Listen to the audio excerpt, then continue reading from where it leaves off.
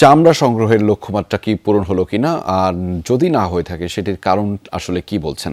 রেজা, আসলে এখন কিন্তু সাভারের যে চামড়া শিল্প নগরী রয়েছেন সেখানে এখন পর্যন্ত আজকে ঈদের দ্বিতীয় দিনও কিন্তু আমরা দেখেছি ট্রাকে করে চামড়া আজও কিন্তু আসছে ঢাকার আশপাশের যেসব অঞ্চল রয়েছে সেই সকল অঞ্চল থেকে, এবং প্রতিটি ট্যানারিতেই কিন্তু কাজের যে স্পিড সেটি কিন্তু আমরা দেখতে পেয়েছি। প্রতিটি কারখানাতেই আমরা ট্যানারিতেই যে অতিরিক্ত শ্রমিক তারা কাজ করছেন, চামড়া আসছেন, চামড়া প্রসেসিং করছেন, লবণ দিচ্ছেন, যে যার মতন কাজ করছেন।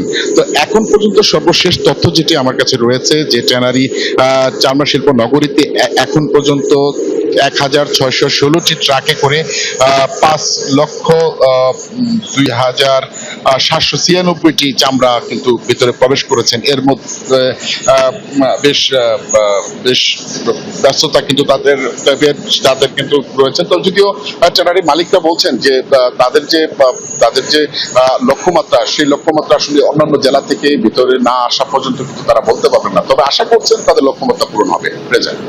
সেই খবর আপনার মাধ্যমে জানছিলাম। ধন্যবাদ নিপু আমাদের সাথে যুক্ত হওয়ার জন্য।